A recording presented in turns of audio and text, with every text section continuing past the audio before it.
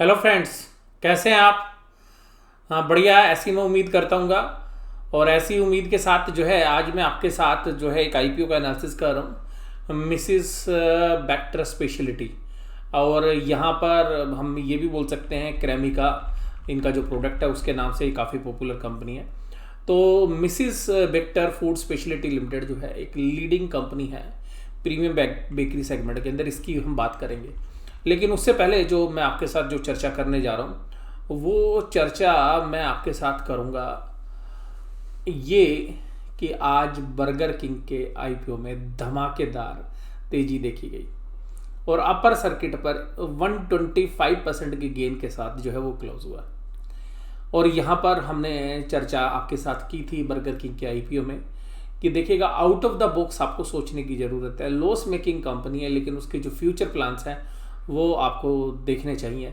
और मैंने अपनी जो 2 वीडियो बर्गर किंग पे बनाई थी, जिसमें एक सब्सक्रिप्शन से पहले और एक सब्सक्रिप्शन के बाद, दोनों ही वीडियो के अंदर मैंने आपके साथ ये बात की थी कि एक बहुत अच्छा जो है लिस्टिंग गेन जो है मिलेगा। और मुझे 120 रुपीज़ की उम्मीद थी कि 120 रुपीज़ के ऊपर जो है लिस्टिंग होगी, 120 रुपये। लेकिन मेरी उम्मीद से भी वो 15 रुपये ऊपर चला गया। और अभी भी मुझे ऐसा लगता है कि वो जो कंपनी है उसका जो फ्यूचर प्रोस्पेक्ट्स है वो काफ़ी बेहतरीन है। इसके अलावा कुछ और ऐसे रीजंस है जिसकी वजह से उस शेयर्स में भी और तेज़ी देखी जा सकती है, जिसमें सबसे खास बात है कि मल्टी कैप फंड्स के अंदर जो आपने लोकेशन करना है स्मॉल और मीडियम कैप शेयर्स का, तो यहाँ पे जो है म्यूचुअल फंड्स भी जो है स्मॉल कैप शेयर्स में कैटेगरी में, मिड कैप कैटेगरी के शेयर्स के अंदर इस तरीके के शेयर्स को जो है उचित पाएंगे। तो वहाँ पर जो है बर्गर किंग जो है जगह बना लेगा। उसके बाद जिस तरीके का रिटेल सेगमेंट इंडिया के अंदर है, जिस तरीके का आउटकम है, वहाँ पर एक बेहतरीन तेजी अभी हम देख चुके हैं। तो हो सकता है कि थोड़ा सा नीचे प्राइस करेक्शन के बाद एक और अच्छी तेजी जो है बर्गर किंग में आ सकती है और बर्गर किंग अभी जो है नई ऊंचाइयों को छू सकता है। जैसा कि मैंने आपके साथ जो है अपनी जो 2 वीडियोस थी उनके अंदर भी ये सिमिलर लाइंस के साथ मैंने बात की थी। अभी आपको खरीदना है नहीं खरीदना है तो ये तो देखिएगा, विचार है कि क्योंकि अभी जो है उसकी वैल्यूशंस थोड़ी स्ट्रेच हो गई हैं। लेकिन फिर भी मुझे लगता है कि अगर कोई व्यक्ति अगर 3-4 साल के होरिजन के साथ जो शेयर्स के साथ बना रहेगा तो वहाँ पर काफ़ी अच्छी अपॉर्चुनिटीज़ जो है अभी भी मुझे बर्गर किंग में लगती है। तो आइएगा अब अपने आईपीओ पे बात करते हैं। अब ये जो आईपीओ मिसिस बैक्टर का जो आईपीओ है, ये वास्तव में एक बेकरी वाली कंपनी है जो कि मिसिस रजनी बैक्टर ने जो है स्टार्ट की थी। और वो कंपनी को जो है शुरू में केवल बेकरी प्रोडक्ट्स बनाती थी, बाद में कंपनी के रूप में जो है आ गई। तो इसके 2 प्रोडक्ट्स हैं जनरली, क्रेमिका और इंग्लिश ओवन जो ब्रेड्स के अंदर है और बंस के अंदर जो है एक लीडिंग प्लेयर है। 1% इनका मार्केट शेयर है पूरी बिस्किट इंडस्ट्रीज़ के अंदर। और बाकी बंस के अंदर जो है कोई सर्टिफाइड नहीं है, क्योंकि बहुत सारे ऐसे प्लेयर्स भी हैं जो कि इनफॉर्मल तरीके से जो है अपनी जो है प्रेजेंस जो है जाहिर रखते हैं। बिजनेस ऐसा है कि जिसमें कोई एंट्री बैरियर्स कोई ज़बरदस्त नहीं है। और इसके अलावा ये जो सप्लाई करते हैं, तो जो फूड चेन्स हैं इंडिया के अंदर, जो स्पेशलिटी फूड चेन्स हैं, वहाँ पर देखिएगा ये सबवे को सप्लाई करते हैं। इसके अलावा इनकी जो सप्लाई है वो बर्गर किंग को भी है। इसके अलावा आप देखिएगा मैकडी और जो बाकी इसी तरीके के जो कंपनीज हैं उनको भी ये सप्लाई करते हैं। तो यहाँ पर ये पूरा जो सेगमेंट है, इस सेगमेंट के अंदर खाने पीने की जो कंपनियां हैं वो वास्तव में इंडिया के अंदर काफ़ी अच्छा जो है करती रही हैं और आगे भी उम्मीद है कि करती रहेंगी। और मार्केट भी जो है उनको अच्छी वैल्यूशंस देता है और बर्गर किंग जो है इसका साफ साफ उदाहरण आपके सामने है। और इसके अलावा जो बाकी कंपनीज़ की भी बात करेंगे, अगर आप मैगडी की जो कंपनी है उसकी बात करें या इसी तरीके से पेप्सी का जो फ्रेंचाइजी है इंडिया के अंदर उनकी बात करेंगे, तो सभी जगह आपको अच्छे वैल्यूशंस मिलेंगे। मैं वरुण बेवरेजेस की बात कर रहा हूँ। पेप्सी के नाम से जब मैंने आपके साथ बात की तो मैं वरुण बेवरेजेस के बारे में आपसे बात कर रहा था। मैकडी की जब मैं बात कर रहा था तो वेस्ट लाइफ के बारे में मैं बात कर रहा था आपसे। तो यहाँ पर जो ये कंपनी है इसके अंदर भी जो है वैल्यूएशंस जो है थोड़े से स्ट्रेच आपको लगेंगे। लेकिन मैं अपनी जो राय जो दूंगा उससे ज़्यादा मैं पहले सेंटीमेंट की बात करूंगा आपके साथ। देखिएगा, मार्केट का सेंटीमेंट बहुत ही पॉजिटिव है, इस तरीके की कंपनीज के लिए बहुत ही पॉजिटिव है। यहाँ पर बर्गर किंग ने इस कंपनी के लिए और रास्ते खोल दिए। जिन लोगों को बर्गर किंग में नहीं मिला वो कल ही देखिएगा आपको अप्लाई करते हुए नजर आएंगे। जिनको अलॉटमेंट आ गई है उनके अच्छे पैसे बने हैं, वो भी अप्लाई करेंगे। इसके अलावा जो HNI इन्वेस्टर्स हैं उनके बहुत अच्छे पैसे जो है बर्गर किंग में बने हैं, तो वो इसके अंदर भी अप्लाई करेंगे। तो लिस्टिंग पे जो है गेन हो सकता है, मैं इस बात से मना नहीं करूंगा, लिस्टिंग गेन होने की संभावना काफ़ी अच्छी है। लेकिन ध्यान रखिएगा मार्केट अपने हायर लेवल पर, अगर मार्केट में किसी भी तरीके की करेक्शन आएगी और 28 दिसंबर को इसकी जो है टेंटेटिव डेट है जहाँ पर इसकी लिस्टिंग होनी। अगर वहाँ तक अगर मार्केट करेक्ट हो गई तो लिस्टिंग गेन हो सकता है कि आपके थोड़े कम हो, इस बात को भी आपको ध्यान रखना चाहिए। तो ये जो कंपनी है आपके साथ जिसकी हम चर्चा करेंगे, तो इसके पूरे डिटेल एनालिसिस जो है मैं आपके साथ करने जा रहा हूँ। और मैं सबसे खास बात ये भी करूँगा कि क्या इस कंपनी को लॉन्ग टर्म के लिए लिया जाना चाहिए, नहीं लिया जाना चाहिए। देखिएगा, लिस्टिंग गेन के लिए तो मैंने आपको बता दिया कि माहौल अच्छा है अभी, और एट प्रेजेंट अगर आप बात करेंगे तो लिस्टिंग गेन होना चाहिए। लेकिन फंडामेंटल बेसिस पर मुझे कंपनी कैसी लगती है, क्या कंपनी की पास्ट में ग्रोथ रही है, कंपनी के जो प्रोडक्ट्स हैं उनकी क्या स्टेटस है, कहाँ पर ये कंपनी काम करती है, कंपनी के प्रमोटर्स जो हैं किस तरीके का ट्रैक रिकॉर्ड है, किस तरीके की वो सैलरी ड्रॉ करते हैं, तो इन सभी पहलू पर जो है हम बात करेंगे। तो इस कंपनी के बारे में अगर हम जो है चर्चा करें, तो इस चर्चा के अंदर आप ये बात ध्यान रखिएगा कि ये जो कंपनी है इसका EPS कितना है। तो सबसे पहले मैं इसके EPS की ही बात करूंगा। तो देखिएगा, जब आप हम इसके EPS की बात करेंगे तो ये EPS 2020 में 5 रुपये 30 पैसे का EPS था कंपनी का। तो 5 रुपये 30 पैसे का जो EPS था इस कंपनी का, उससे हमें क्या पता चलता है? हमें एक ही बात पता चलती है कि कंपनी जो है IPO जो भी देगी उसकी PE रेशियो कैलकुलेट करने में हम इसे यूज़ करेंगे। तो 5.78, 6.26 ये पिछले 3 साल के EPS है। तो आप देखेंगे कि EPS पिछले 3 साल में गिरते गए हैं। 18 में 6.26, 19 में 5.78 और 20 में 5.3। और देखिएगा, इस कंपनी के जो फर्स्ट क्वार्टर के रिजल्ट थे इस साल के अंदर यानी कि 2021 में, वो बेहतरीन रहे होंगे। आप देखिएगा, ब्रिटानिया की बात करिए या बाकी जो FMCG कंपनी थी, तो वहाँ पेंटअप डिमांड थी, क्योंकि लॉकडाउन की जो है वजह से लोगों ने दब के जो है अपने घर में माल खरीदा था। तो वहाँ देखिएगा इसके फर्स्ट क्वार्टर के रिजल्ट अच्छे थे, और उसी का जो है सही फायदा जो है ये कंपनी उठाना चाह रही है। क्योंकि इस क्वार्टर के अंदर जब हम बात कर रहे हैं तो जून के अंदर जो है इनकी जो बेसिक EPS है वो काफ़ी बेहतरीन थी। अगर उसको ये एनालाइज कर दें तो वो 11 रुपये के आसपास आती है। तो मैं उसको जो है ज़्यादा तरजीह नहीं दूंगा, वो एक्सेप्शनल मान रहा हूँ। तो आप ये देखिएगा, ये जो पिछले 3 साल की है 5.62, हम इसको ब्रॉडली अगर 6 रुपये भी मान लेते हैं विद ग्रोथ, लेकिन कंपनी में कहीं ग्रोथ नज़र नहीं आ रही है, ये बात आपको ध्यान रखनी है। अब मैं इसके IPO से संबंधित बातें आपके साथ करूँगा। मैंने आपको EPS सबसे पहले इसीलिए बताई कि आप जब भी मैं इसके इशू प्राइस की बात करूँगा तो आप उसकी PE रेशियो जो है तुरंत कैलकुलेट कर लेंगे। तो देखिएगा, यहाँ पर ये जो 1995 में बनी हुई जो कंपनी है मिसेस बैक्टर फूड स्पेशलिटी लिमिटेड, तो एक लीडिंग कंपनी है। और देखिएगा, इनके जो इंग्लिश ओवन का जो ब्रांड है ब्रेड के अंदर, वो जो है मुझे भी पर्सनली काफ़ी पसंद है। मैं आपको ये भी बता दूं, तो यहाँ पर जो इनका इंग्लिश ओवन वाला जो सेगमेंट है वो जनरली इंडिया के अंदर मोस्टली जो मेट्रो सिटीज़ है वहाँ पर आपको इजीली मिल जाएगा।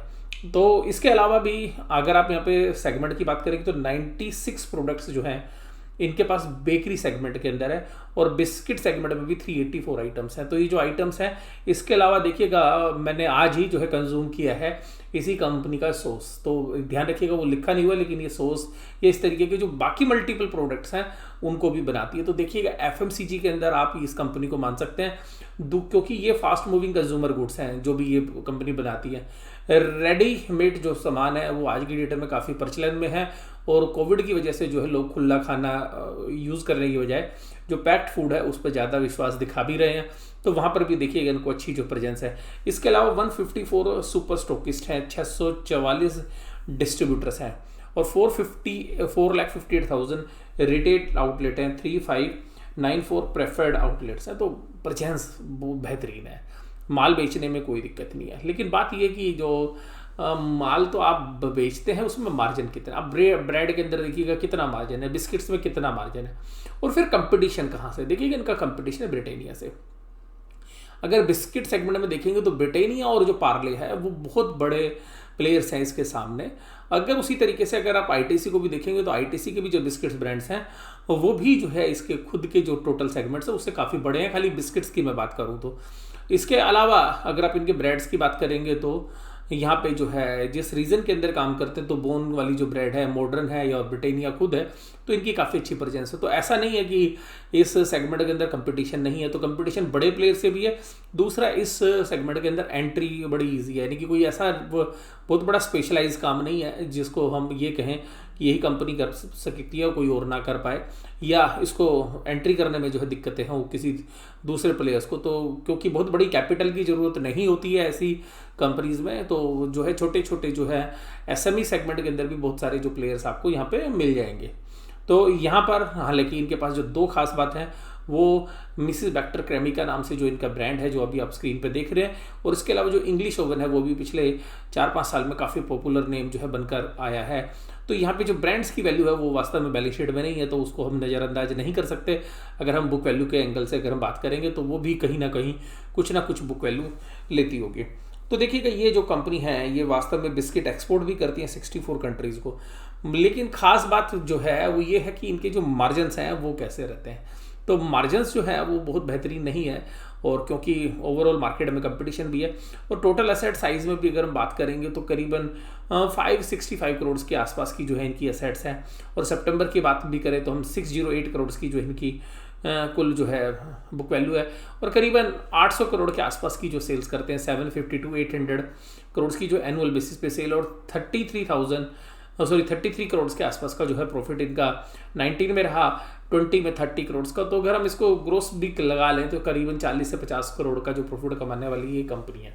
अगर हम इसको पी वैल्यूशंस पर बात करेंगे तो ये शेयर जो है 55 के पी पर, 55 से ऊपर के पी पर जो है जाता है, जहाँ पर इसी पी वैल्यूशंस पर मुझे ब्रिटानिया मिल रहा है।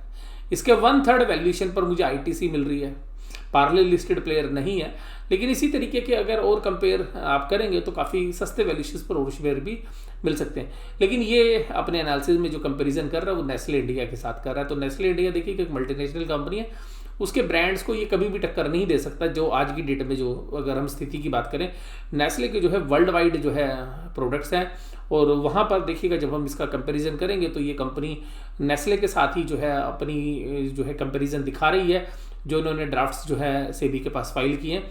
इसके अलावा प्रताप स्नैक्स के साथ भी अपना एनालिसिस जो है दिखा रहे हैं। हालांकि प्रताप स्नैक्स के जो कंपनी है वहाँ पे मार्जिन्स काफ़ी अच्छे हैं, और उनके भी प्रोडक्ट्स लाइन जो है सिमिलरली कंपनी की तरह है, तो लेकिन वो शेयर करीबन 28-29 के पी पर चल रहा है। तो वहाँ से भी अगर हम देखेंगे तो वैल्यूशंस महंगे हैं। इसके अलावा देखिएगा डिटेल्स क्या हैं। 15 दिसंबर को इसका आईपीओ आएगा, 17 को बंद हो जाएगा। तो यहाँ पर 10 रुपये की फेस वैल्यू रहेगी, 286 से 288 रुपीज़। तो मैं अभी आपको जो पी वैल्यूशंस की बात कर रहा था, 288 रुपीज़ पर इक्विटी शेयर्स की जो है ईपीएस रहेगी। देखिएगा यहाँ पर इससे 50 रुपये सस्ता आईटीसी का शेयर है, और आईटीसी 10 रुपये का डिविडेंड देता है, जो इसकी ईपीएस भी नहीं है। तो यहाँ पर मैं आपको यही बात बोलूँगा, और जो आईटीसी के पास ब्रांड्स हैं वो इसके पास है भी नहीं। तो वैल्यूशंस बहुत ही ज़्यादा महंगी लग रही है मुझे, लेकिन देखिएगा कंज्यूमर रिलेटेड कंपनी है, और इनके पास ऐसा भी नहीं है कि जो बड़े प्लेयर्स हैं उनके साथ इनके लॉन्ग टर्म कॉन्ट्रैक्ट्स, यानी कि जिन फूड चेन्स को ये सप्लाई करते हैं वहाँ पे उन फूड चेन्स के साथ भी इनके लॉन्ग टर्म कॉन्ट्रैक्ट्स नहीं है। और दूसरी खास बात ये है कि वो जो फूड चेन्स हैं वो आज की डेट में जो बंस हैं या जो ब्रेड वाले जो आइटम्स हैं उनको खुद प्रोड्यूस करना पसंद करती हैं, और बहुत जगह आप ऐड भी देखेंगे कि उस तरीके की जो कंपनियाँ हैं वो ये बताती भी हैं कि जी देखिएगा हम तो अपने खुद होममेड जो है प्रोडक्ट्स को यूज़ करते हैं, या इन हाउस जो प्रोडक्ट्स हैं उनको यूज़ करते हैं। तो वहाँ पर भी देखिएगा चैलेंजेस हैं। मैं इस कंपनी के बारे में आपको यही बोलूँगा, देखिएगा कंपनी बहुत अच्छी है, भाव भगवान है, मुझे भाव महंगे लग रहे हैं जिसकी वजह से मैं आपके साथ ये सारी बातें जो कर रहा हूँ। लेकिन मैं आपको फिर बोल रहा हूँ लिस्टिंग में गेन होएगा। मार्केट में आज जो स्थिति है, बर्गर किंग ने जो हंगामा किया है, वो बर्गर किंग वास्तव में असली राजा निकला है।